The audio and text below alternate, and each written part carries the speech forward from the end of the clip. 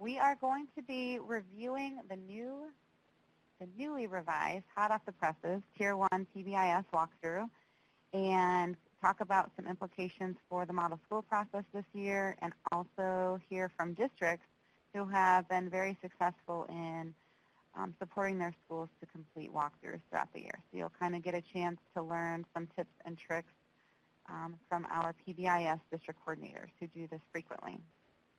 In the bottom left-hand corner, you have a file pod, and you can download. If you select the file name, you can download that file. There's a few in there that I'll reference as we go throughout the chat today. And then please use the chat box. As we're going, I have Rebecca Webster with me, who is a technical assistance specialist with our project, and she's going to be monitoring the chat box and keeping up with questions and such. So as we go, please feel free to use that. So we'll quickly go over the new form, which is available in the file pod. So it is titled, let me see what the actual name is, the Tier 1 PBIS Walkthrough. I think that's the full, no, it's called the Revised Walkthrough. That's what it is. The 17-18 walkthrough. So that's available for you. I think it's the first file that you should see. So we'll be going over that form. Then we'll hear from districts. They'll share a little bit about their process for supporting it, and we'll kind of give you an opportunity to get some of your questions answered. This is a handout that is also available in the file pod. It is the 17-18 Model School Prerequisite Checklist. And these outline for the 17-18 school year the deadlines and criteria, the prerequisite criteria to be a PBIS model school. And this is similar to what we did last year. Some changes for this year include we've removed the fall, or we've extended the fall pick deadline for you, and any revisions to 16-17 outcome data that you would like to make, you have until December 1st in order to make those changes in PBSES. We've removed the fall pick as a model school requirement. It's optional if you would like to do that in the mid-year 2 evaluation process. In place of that, since we have this new walkthrough form that is a little bit more intense of a process and does require some minimum scoring criteria in order to be eligible to be a model school, we've taken off that pick for you. And you can also start doing your walkthroughs earlier. So beginning in that mid-year 2 evaluation, February 1st, you can start entering your walkthroughs throughout the district, and you have until June 15th in order to do that. So it begins in mid-year 2 and extends throughout the end-year evaluation cycle. And then the other end-year evaluation pieces have not changed. You still have the 80% criteria for the benchmarks for quality due in June 15th. Verifying and updating enrollment data as part of that outcome data summary entry is also due in June. So I'll give you a minute to kind of look at that, let that sink in, and then if you're looking at that and questions come up, like I said, feel free to use that chat box and get any of your questions clarified. We will be going over the 17-18 model school application process in more detail in the January online chat. And I put that flyer in the file pod for you to keep in your calendar as well. As part of the criteria for the walkthrough, it is required that you have a minimum score of 60% on this new walkthrough form. So just similar to how the BOQ has been in the past, you need a minimum score of 80% to be eligible for model schools as one of those prerequisite criteria. That 60% criteria is now applied to the new walkthrough. All right. So the walkthrough form is completed by the DC or an external PBIS coach, similar to how it's always been completed. Nothing has really changed there. And the form itself, you have a hard copy available for you now to print off and take with you as you're doing your site visits. The data from the forms is going to be entered into PBSES as always. And That PBIS data entry system will be modeled for you in January when we go over the new model school application. That should be finished. It's currently being revised in PBIS now, and we'll be able to show you what that looks like and provide training on the data entry part of that system in January. For the Tier 1 expectations, this is item 1, section 1 of the new walkthrough. It's asking you to list the expectations for the school, and then you're going to score the expectations based on these criteria. So if you have, let's say, be respectful, be responsible, be safe as your school's Tier 1 expectations, you would list those on this form here on the left-hand side. And then you're moving over to the scoring part, and you're indicating, are all Tier 1 expectations broadly stated but specific enough to develop rules, yes or no? And you can just check on the form. When we get to the data entry piece, it's going to be a radio button, more than likely. So you'll select yes or no for each of those criteria, and you're indicating whether or not all of the Tier 1 expectations for the school met that criteria or not. And again, on the form, it gives you a space to sum the score if you want to do some hand scoring and tallying, but in the online entry system, it'll be automatically scored for you. So you will not be required to worry about that piece, but I wanted to build that into the form for you so you could see how the scoring was done and be very clear about that up front.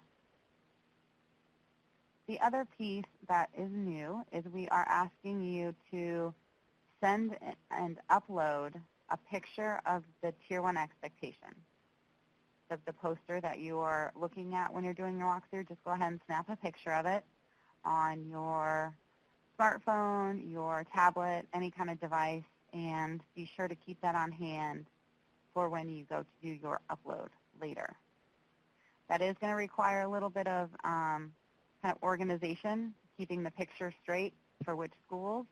And I think that's why it's going to be very important for you all to make sure that you keep good documentation on the form, what the expectations are, so when you get back to your pictures, you can align them with the correct school.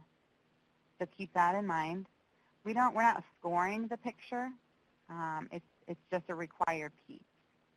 So that is a required element. You won't be able to submit your walkthrough without that. So be sure to kind of plan for that as you're doing your walkthroughs. The next section is around visibility. So these are similar to what been on the previous form, visiting each common area and indicating where you see Tier 1 expectation posters visible. Some of the feedback we got from some of the district coordinators who piloted this form was that, a lot of the outdoor signs, the hallways were outdoors, and it was really difficult and expensive for schools to put up Florida weather quality posters outside.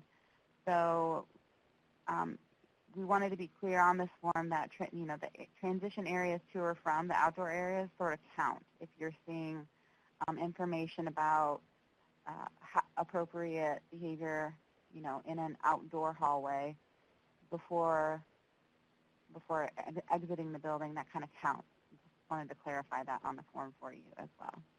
You only get scored up to 7 areas on this form. So for example, some of the feedback we got was that not all schools have a media center or a computer lab. In place of that, where in the building do they go to read books? Where in the building do they go to access technology?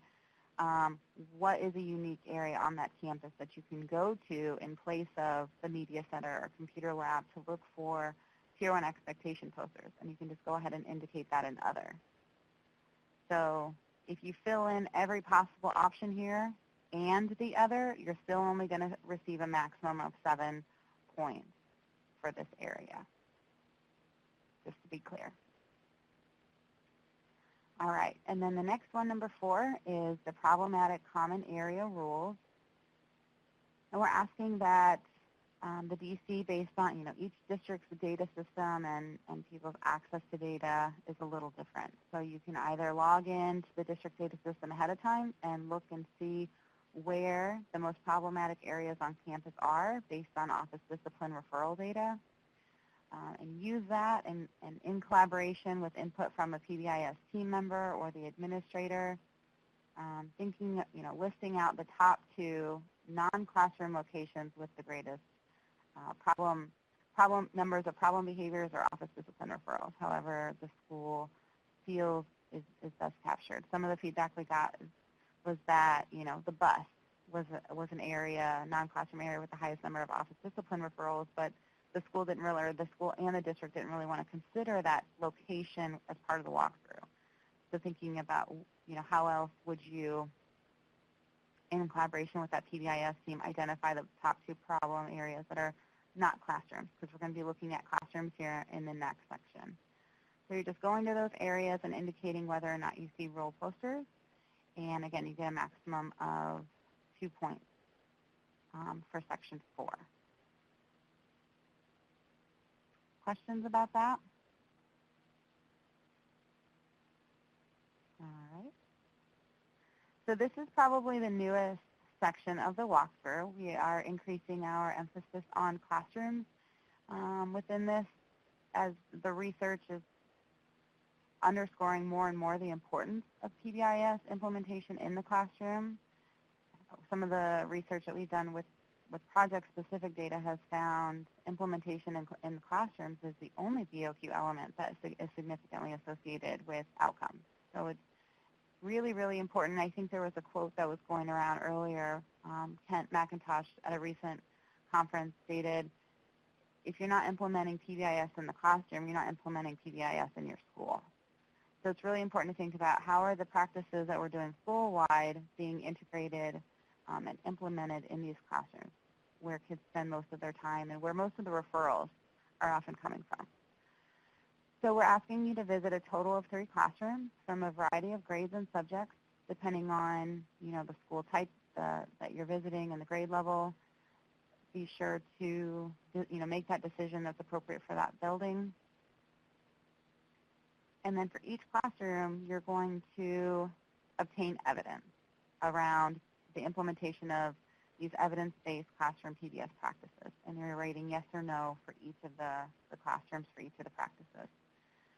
And we understand that visiting classrooms and talking with teachers and doing observations will take a little bit extra planning for district coordinators and external PBS coaches, which is why we're sharing this form with you now and hoping that the scheduling does begin to happen in January and February so that you're able to get these in prior to the deadline of June for the 2018 school year. So the first one is asking if there's evidence that the Tier 1 expectations are defined for the classroom, so that those be safe, be respectful, be responsible are further and more specifically defined for that classroom, and whether that rules, procedures, routines, and those specific classroom behaviors are posted and taught regularly. And thinking about what might be some evidence that that's happening, you could look for rule posters, you can look and talk with the teacher about their lesson plans, kind of going over their lesson plans with them, asking to see some of those, looking for visual prompts throughout the classroom, whether there's procedure and routine posters at the different center areas within the classroom. So that's the first one. And then the next practice is looking at evidence that there is immediate and specific praise for adhering to the classroom rules and procedures. And this is happening more often than reference or an acknowledgement of inappropriate behaviors. So that ratio is higher for positive to negative. And, you can look for evidence of a classroom reward strategy. You could do a frequency count, and kind of while you're in there, just do that tally of positive statements to neutral or negative statements to inform this. Evidence and use of a token economy, specific behavioral praise. And the evidence that you're using as somebody doing the walkthrough really depends on the time allocated that you have, your relationship with that classroom teacher, and whether or not you're able to kind of get some time in talking with the teacher. It may be that you have to visit a classroom where there is no instruction happening, just based on the nature of the district and the scheduling. So thinking about what you can see around the room if you're unable to talk to the teacher. Ideally, that's a big piece of that is going in and seeing what's happening during instruction and being able to talk with the teacher, but we know that's not always possible. And the last one is evidence that there's a range of consequences and interventions for problem behavior that are used and documented consistently. So give some examples of those. So for each classroom, you get a possible 3 points. So this is out of a possible 9 for this section. And again, you wouldn't have to worry about scoring. This is going to be done automatically for you in PBIS. We are interested in seeing any images from the classroom that you want to share that support your evidence, your rating of yes. So whether that's an image of a rule poster or maybe some kind of reward and token system that's visual within the classroom, any kind of lesson plan that you want to provide or visual prompts that you're seeing around the room, any of those things are optional, and you're able to upload those images at the end of this, at the end of the form as well.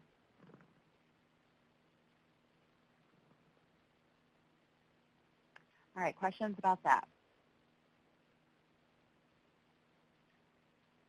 All right, moving right along. Well, great. This isn't confusing.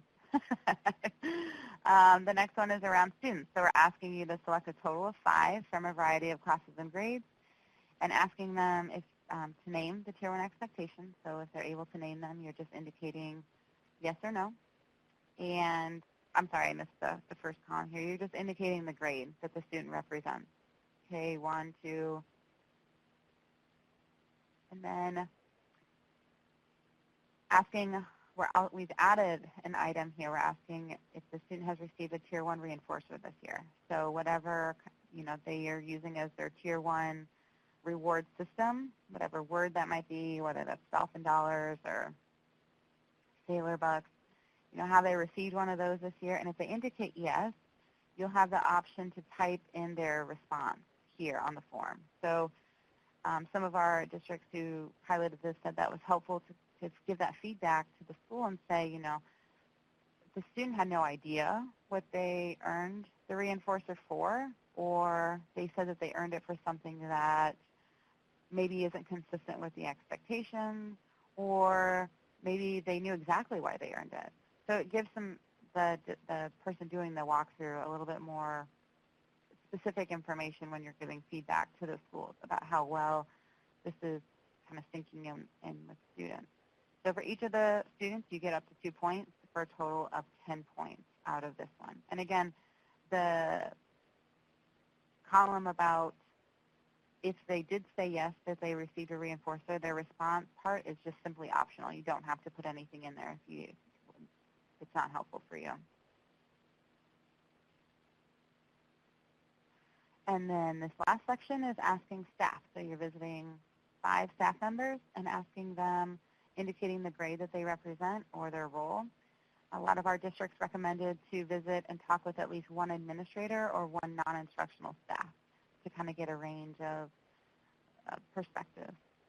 And you're asking them if there's a Tier 1 team on campus that addresses behavior, asking them to name the expectations, asking them to indicate if they've taught the Tier 1 expectations this year and if they've seen the discipline data this year as well. So for each of those, you get up to 4 points for a total of 20 out of for the staff section. Okay. So this is kind of the scoring, just so you have an understanding of the weight, if you will, of each of these domains and how it's going to be scored. You will not have to hand score this in PBIS. This will be done automatically for you. And again, the images for the posters, for the Tier 1 posters under area number 2, these are not scored, but that picture is required of the Tier 1 poster. Now the classroom images are not required, so that's optional. If you would like to provide those, we would love to see what's going on, but that is not a required piece of it.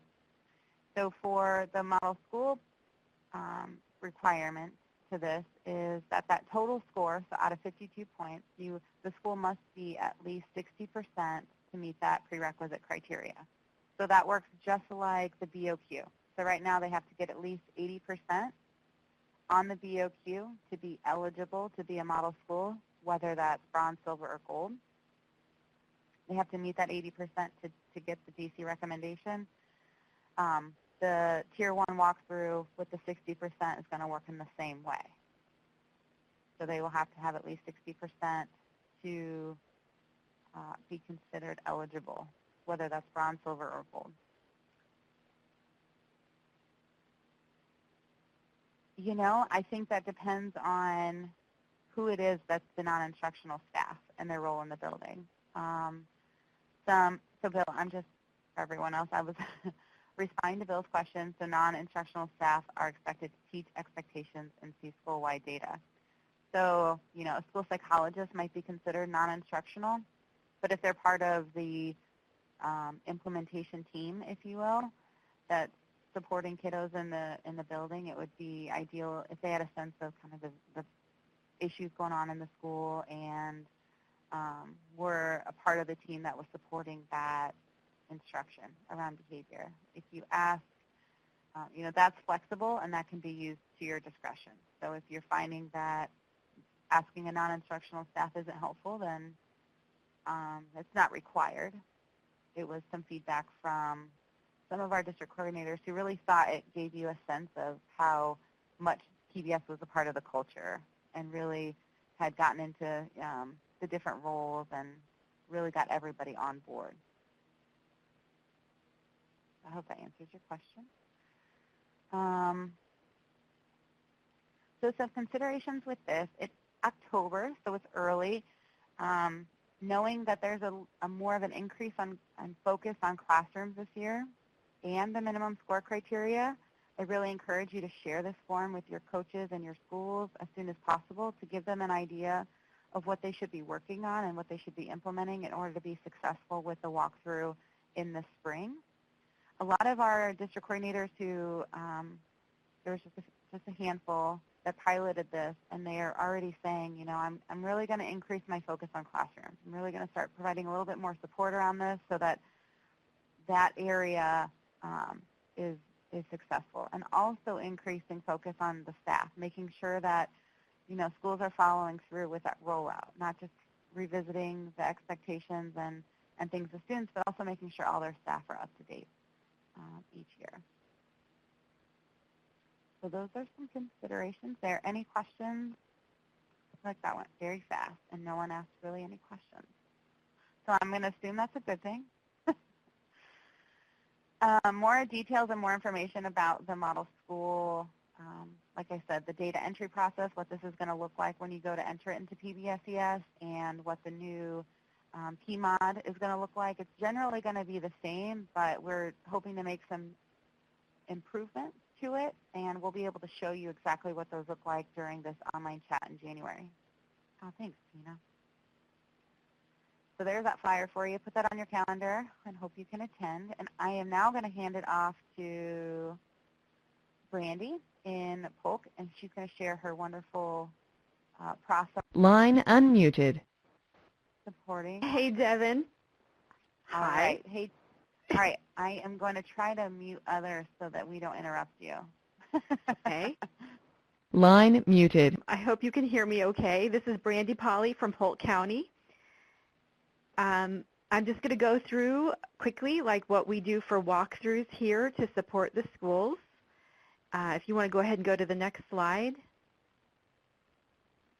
Right now, last year, we were really excited because 18 schools requested walkthroughs in our county, which is more than we've ever had. Unfortunately, only 16 qualified to be model schools. The two that did not meet requirements, we found that they did not meet expectations through the prerequisites. Maybe they scored too low on their BOQ, or they missed a deadline. So that was unfortunate because those schools were still doing great things, and they still really benefited from those walkthroughs because we were able to give them feedback and just talk through any situations where they felt like they needed a little bit more help. I'm really excited that you're going over the new walkthrough right now because we have a point of contact meeting scheduled in November, so I will share the new walkthrough form with all of the coaches that are there. And it's just a good idea to start going over the timelines. I can share all that new information that you just put out so that as they're looking forward to what would be required to be a model school this year, they will have access to that information early. It also helps people understand that are new to the role of supporting their school, that they can have a chance to ask questions, talk to other people at the schools that are point of contacts. And then sometimes it just really benefits them to talk to each other to say, you know, we're having an issue with this. What do you do about this situation? And it just helps people understand a little bit more clearly what we look for and how to implement things with consistency and with fidelity at their schools. If you could go to the next slide. Whenever I'm scheduling walkthroughs with schools, it's really important to go around the season of testing because it seems as though it falls right in that same time frame. And so I always make sure that it's okay with the school contacts that I come on their campus and I'm not going to be any sort of a disruption, because my goal is really to slide in and out of classrooms and to walk around the campus without drawing a lot of attention, without the kids all stopping and like looking at, you know, here's a stranger in the classroom. So I really try to minimize any disruptions. And I like for the point of contact to walk around the school with me, or a school-based administrator if the contact is not available. I think this really helps build the relationships between me as well as that person that's based at the school. They seem to, I think, benefit from that because they can ask me questions and we can talk through things that they just don't feel as comfortable with. It also gives me a chance to really encourage them when I see really great things happening, because I have found that some people are very hard on themselves. They expect the school to be perfect when, you know, that gives me an opportunity to talk about it takes a while to have a full implementation on a school campus. So really it's pointing out the great things they are doing well, and when maybe they need a little bit of help, I try to pinpoint a couple of things that we can work to improve. As we walk around the school campus, I definitely let that person that's based at the school lead me so that they can help me find out, you know, what classrooms I can go to depending on the schedule, what classrooms to avoid, maybe because there's a substitute in the classroom. They also help me to find the students on campus that can answer my questions, and a lot of times I find that younger students feel a little bit intimidated because I'm a stranger on their campus. So if the students seem as though they're hesitant to talk to me, I always make sure that, you know, that school-based person will ask some of those questions so that the kids can share a little bit more and they feel a little bit more comfortable. I've also noticed that when I do stop staff members and I ask them those questions like, do you know that there's a team on your campus that looks at discipline? Have you taught the Tier 1 expectations? I've noticed a lot of times some staff members feel very put on the spot and their minds go blank, and that's okay. So a lot of times I just try to put them at ease, and I try to start off with the easier questions. When I've had to ask them in the past, can you name the expectations? I try to save that question for last, just so that they can kind of build up a little bit of a rapport with me, because sometimes I'm a stranger to them as well. So if you can go to the next slide.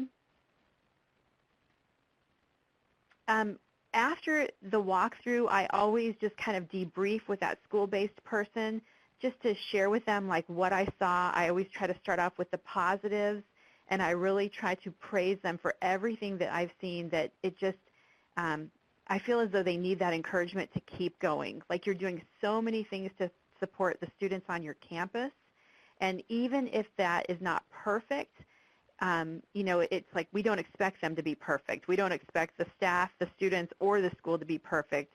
It's just we want them to have a lot of this criteria in place, and sometimes they will find as we talk to different staff members who don't know the right information, it really is a learning experience, and they might reflect on their practices to say, oh, I need to share the data more with our staff. You know, I thought this person knew more about what was going on the campus, and sometimes it helps them understand it's not just reaching the teachers on the campus, but it's reaching all of the staff members on campus, including the support personnel. So that's sometimes a reflective piece that we talk about. but I always, make sure that I just keep those people in the loop, that I enter the information online. They can always contact me if they have any questions, and I always kind of try to stay in touch with those school-based people to keep them on track with the timelines, because I know they have so many things on their plate in their role on campus, in their real job. So that has been my experience. We were able to use the pilot walkthrough that USF is using, and I found it to be a really good tool. It was really a reflective piece for schools, just to look at some of the missing pieces that they still need on their campus. But I do feel as though it is going to help improve the process, because it gives them a little bit more to think about and a little bit more clear as far as what is needed in the classroom to make this be successful. And that's all I have. Perfect. Well, thank you, thank you. And if folks, as you're listening, have questions about any of the strategies she's sharing, feel free to type those in the chat box.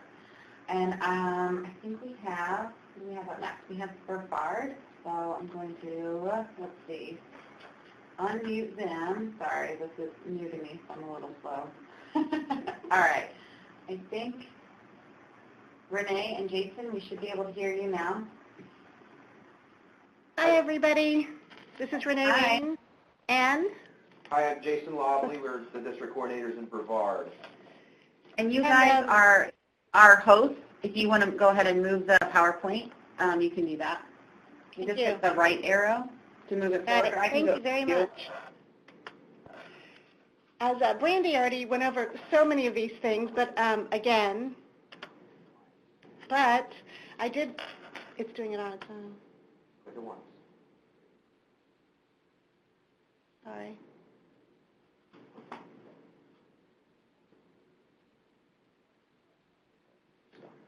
Okay, go ahead. So we have 31 schools last year. We are currently at 38 schools that are implementing PBIS. We trained some more this summer.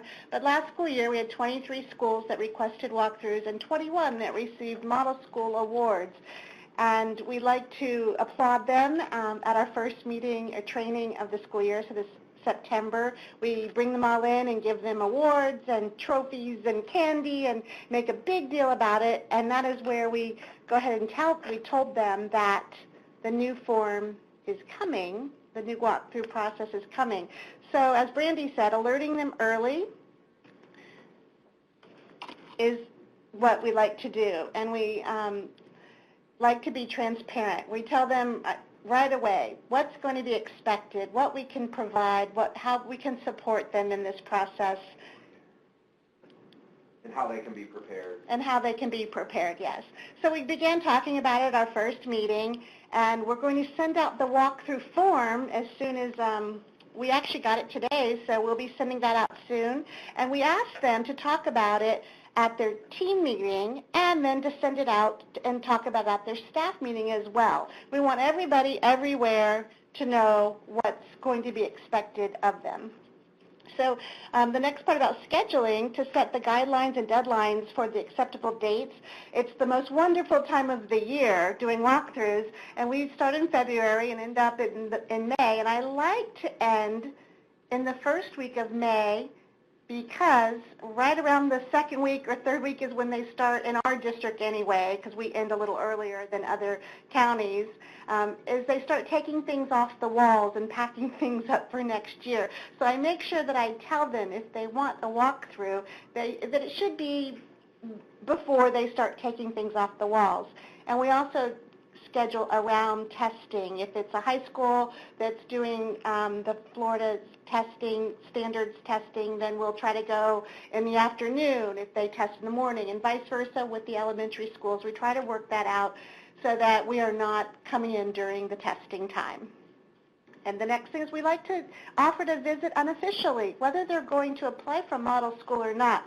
I love to go out and walk around and tell them or ask them what's going on and give them my 2 cents and cheerlead for them about what they're doing right. And it also helps them. I'll take a form and say, hey, this is what you're doing well, and here might be an area that you want to look at before I come and do the final walkthrough. Perhaps they don't have a poster of the expectations out at recess. So that's something they can work on and go to their team and through their staff and through their administration and get that in place before I come back officially. Also, I like to email them exactly what time I'm coming, that I'm going to need time with staff, an administrator, all those things. And typically I spend about 2 hours. It's not always, but I try to tell them I'm going to need about 2 hours. And I also always ask if I can linger in the cafeteria or at recess, because that is a wonderful place to talk to students and to staff. And then also, of course, I asked for a host to tour the campus. Some of our schools now have PBIS clubs of students, or they're leaders at the school, and they love to do the tours with me, and I love them doing the tours. So that's wonderful, but I also make sure that I have time with the PBIS coach or administrator so that we can also go over some other areas with them as well. I go to the database. Thank you, Rebecca, for all your database help. I print out the data on the school so that I have with me the referrals, the problem areas, things like that, so I'm up to date. It also has their expectations. If I haven't been out to their school in a while, I have the expectations already printed up because that's in the database as well. And I have that all ready to go so that I can talk the talk with them. Also have a working camera or camera phone. That is very helpful. And a signal in the area since you'll be taking pictures, and reminder the day before.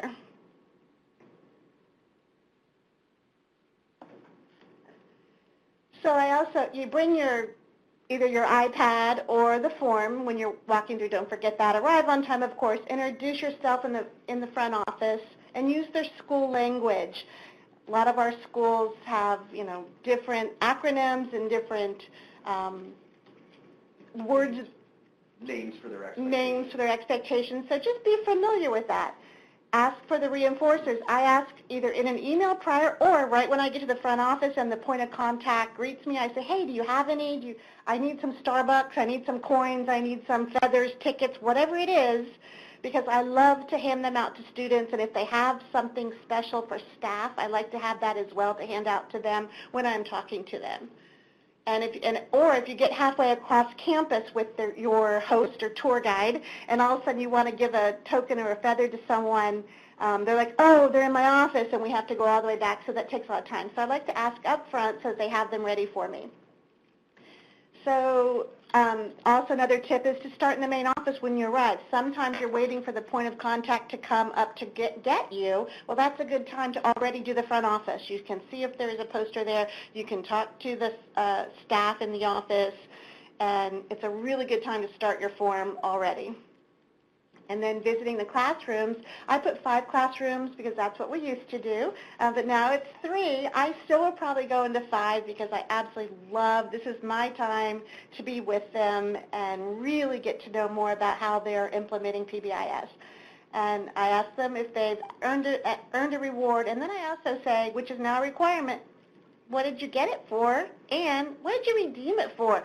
They love to tell me about the parties they get to go to, and the prize boxes and the school store and things like that. They love to talk about that, and I love to hear it. And then I also talk to the teachers, of course, and you use the form and the data to talk to the teachers about what they know, administration and staff, and then I give positive feedback. I become the biggest cheerleader and make sure that everyone leaves happy, and even in the hard discussions about things that they might want to work on end up turning around to be a positive as well. And then the other thing I ask always is, what's new this year? We have some schools now that are in their 6th year of PBIS, and I say, so what are you doing different? What's new? And they love to show off the new things, which also leads into the next one, the artifacts, binders, portfolios, brochures. They'll go, oh, we have this new thing we do for the bus. They earn Starburst for the bus behavior, blah, and they'll tell me about it, and this is a great time for them to share, and I love hearing it again. I think that is about it. Let's see. Yeah, the last one is I always offer to come back again and help, whatever I can do.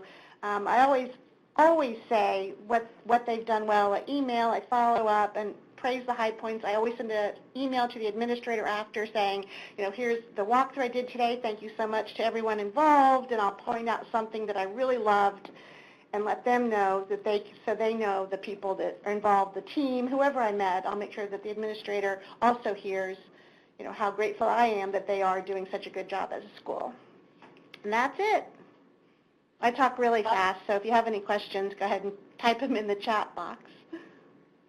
Love it. I love all the detail. That's so helpful for folks to who maybe are new to this, new DCs, or for external coaches to maybe it's their first time in the coaching role and they're going to be doing walkthroughs, to be able to get all of that wisdom that you have from doing these over the years. So I appreciate it a lot. Thank you for being so detailed. And I am now going to pass it off to Sherry in, let's see. Conference muted. Line unmuted. Can you hear me? All right. Yep, we can hear you, Hello? Sherry. Okay. I see that Dia must have wrote my name because it's Sherry Wareka, because that's what she calls me, but it's actually just Wareka, but that's okay. Oh, you know what? I had it one way, and I changed it because I thought I had it wrong. It was my fault, so sorry about that. Just give Dia some grief. That's all I ask, please.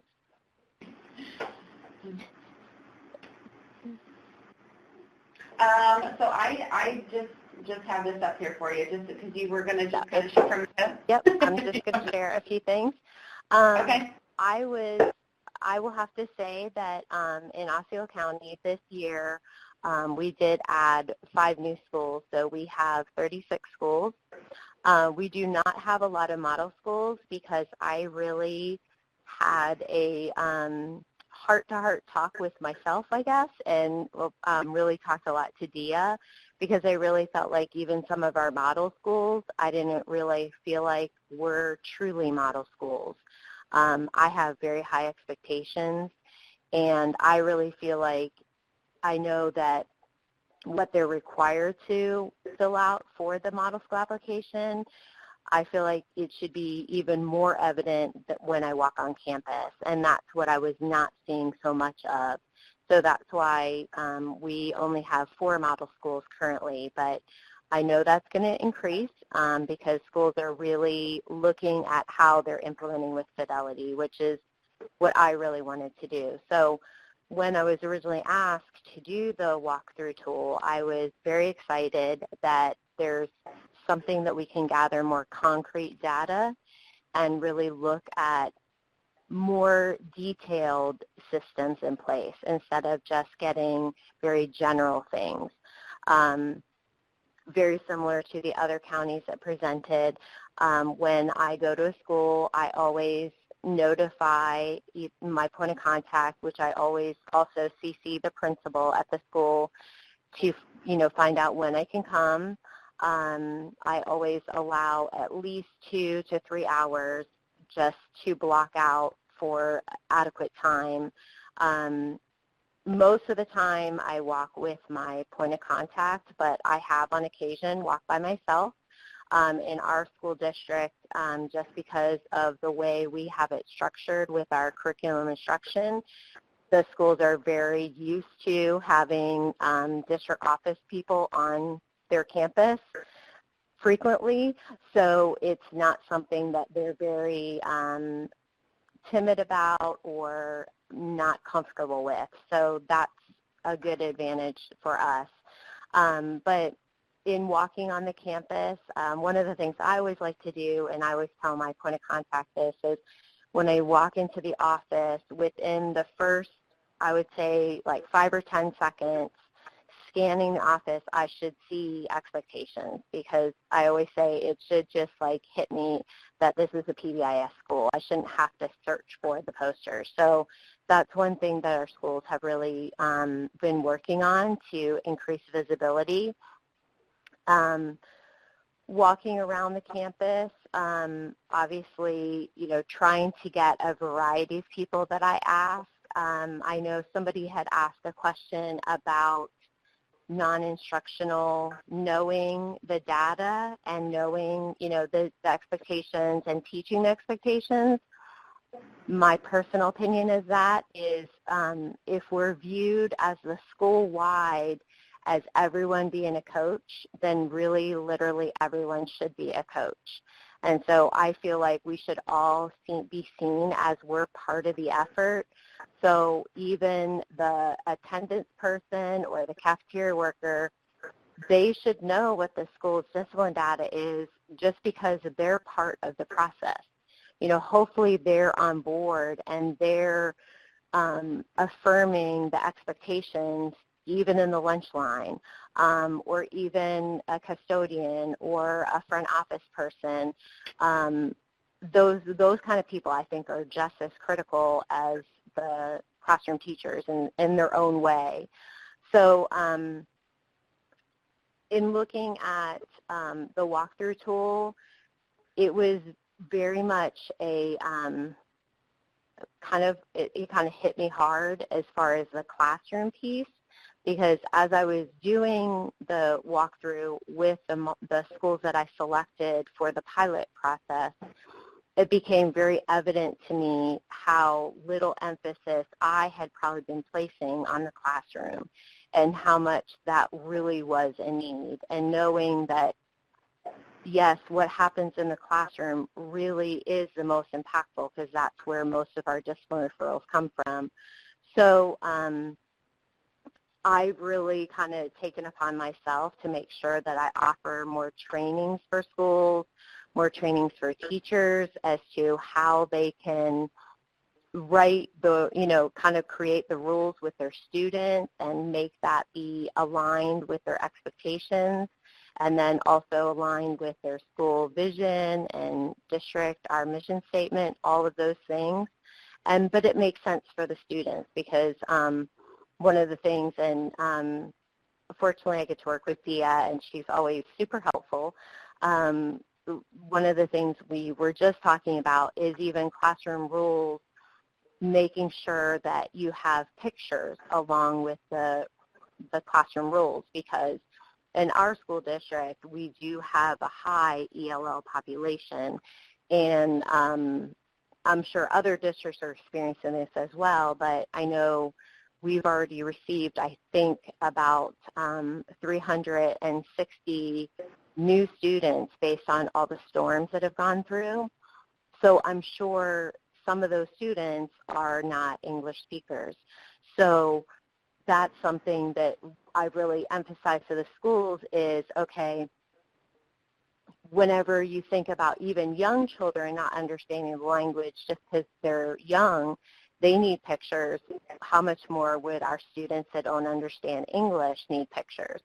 So that's something that we really talked about, is just how you write the rules, making them like they're family oriented. So it sounds like we do this, and I actually had a meeting today. I did a training, and I talked about the fact that really as a classroom teacher, I should follow the classroom rules just as much as my students do, because if I expect my students to come to class prepared, I should come to class prepared. So, little things like that.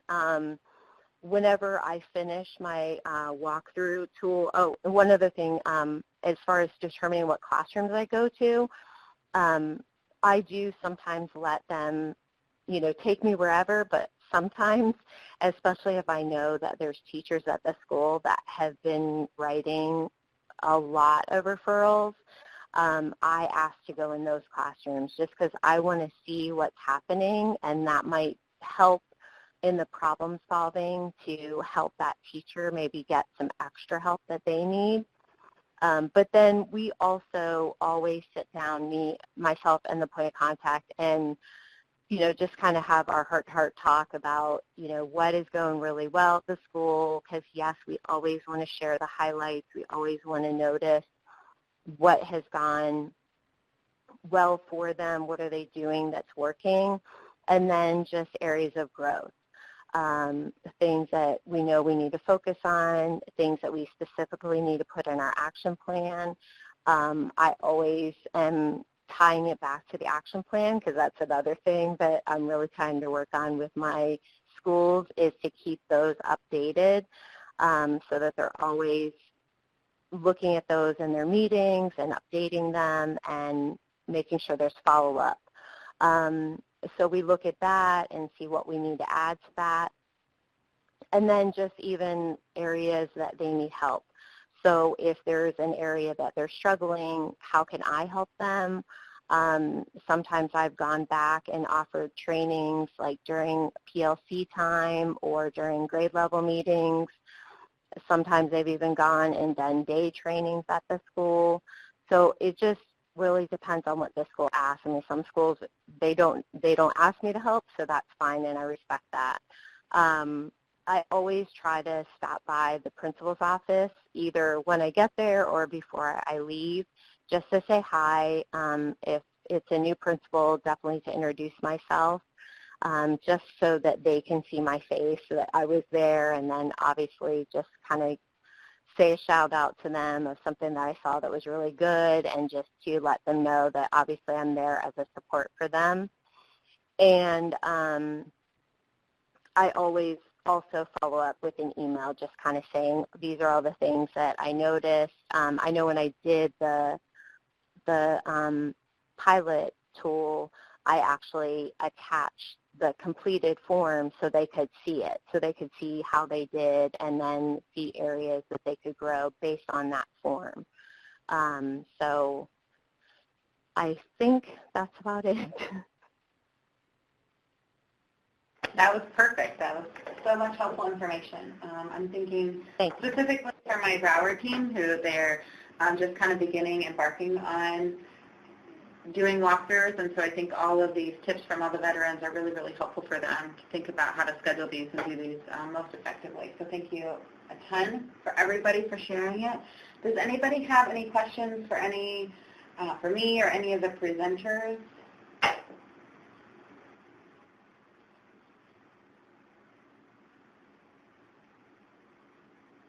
see one person, Tracy. Awesome. Great to hear, Tina. The next chat really focusing on, yes, thank you. Thank you so much to everybody for sharing all that you're doing to make these walkthroughs effective. I know each district kind of has their own little twist on it, and when I was discussing with all of you during the pilot, I thought it was so helpful to hear how you guys plan these and do these, and I'm so glad that you were able to share that with everyone else. The kind of nitty-gritty details and a demonstration of how to enter the walkthrough form and the updated TMOD system will be shown on during the January 30th chat. So that flyer is there for you. So schedule that. And then here's the rest of the upcoming chats for the year. And if you miss any of the chats, or if you're wanting to know where this is going to be, where you can find the recording of this, it will be on the resources and then down under monthly online chats. The link should be posted, I'd say within a couple of days or so, depending on how long it takes our programmer to get it up there. But it's usually pretty fast. And here's our contact information. We're constantly putting out information on Twitter and Facebook, so check us out there if you haven't yet. And I'm going to hang on the line if anyone else has questions. But thank you again to the presenters and the districts that shared their information today, and for everyone who logged in. And I hope you have a good day. Thank you. Oh, wait, I have one more poll. I'm sorry, I forgot. So one more poll. Okay. So as you edit, sorry. There we go. As you log off, if you could just indicate how helpful today's chat was, I would appreciate it. Thank you, and enjoy the rest of your week.